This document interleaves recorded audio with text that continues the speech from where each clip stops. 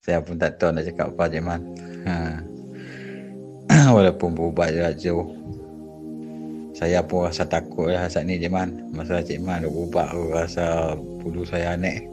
Duk tengok cara dia bercakap pun tak tahu nak kata apa Cik Man.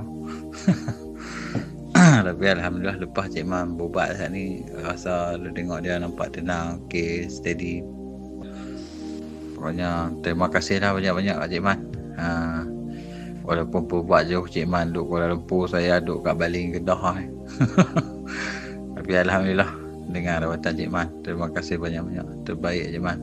Tak tahu nak cakap apa Cik Man. Terima kasih banyak Cik Man. Itu ya Cik Man. Terima kasih banyak. Dia duk belajar macam mana duk belajar ilmu dalam Facebook ni, bahaya Cik Man. Bahaya. Duk belajar macam-macam dalam Facebook. Tapi duk tengok dia jadi macam blur. Jadi tak ingat apa satu benda, tak ingat nak ambil semayang, tak tahu nak semayang, tak tahu. Semua kita kena buat. Nak bagi makan, kena bagi minum. Lepas tu kalau kita ajuh pun dia jadi macam trauma. Kena duk selalu dengan dia, kena teman dia sedia. Jadi dia gitu. Tapi duk tengok malam ni Alhamdulillah.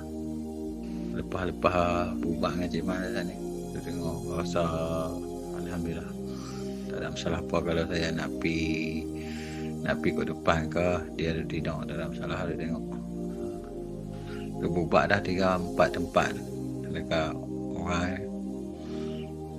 Tapi dengan Cik Man lah, tak tahu nak cakap Cik Man. Cuma terima kasih banyak ke Cik Man. Gitu lah. Jadi dah ingat lah. Nak makan pun rasa nak makan lah. Kalau tak makan langsung. Dah sebulan lebih tak makan. So minum air dengan makan roti-roti gitu ya. Satu makan pun dia keluar balik. Makan keluar balik. Tapi saat ni dah dia cakap nak makan nasi.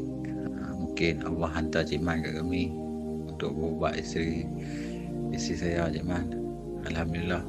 Saya syurkanlah siapa-siapa yang nak berubat ke, nak ikhtiar ke dengan Cik Man, dipersilahkan insyaAllah dengan izin Allah.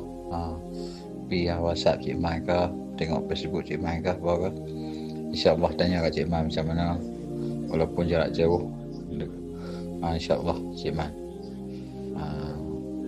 Siapa-siapa dah yang nak berubat ke apakah, bagi saya dah, insyaAllah saya tengok Cik Man, tengok isteri saya menjadilah.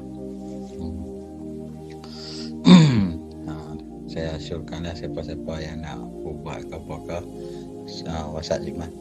Kalau izin Allah nak sembuhkan, Allah akan sembuhkan insyaAllah melalui Cik Man. Siapa-siapa ke yang nak berubat.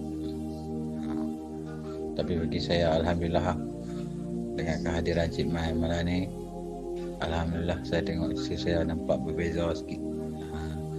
Memang berbeza sangat-sangat. Kalau tak ingat apa, kadang-kadang dia cakap seorang dia, duk gelak seorang dia, mata duk jegi atas kita puasa ni seram kok. Lepas Cik Man cakap saat ni, dalam badan dia ada 2 ekor, duk kat tiang ada seekor. Tak tahu nak cakap, rasa gerung juga. Tapi Alhamdulillah dengan Cik Man lah. Itulah. Terima kasih banyak Cik Man. Tak boleh nak cakap apa Cik Man, cuma tu boleh cakap terima kasih banyak Cik Man. Terima kasih banyak-banyak. Itu Cik Man.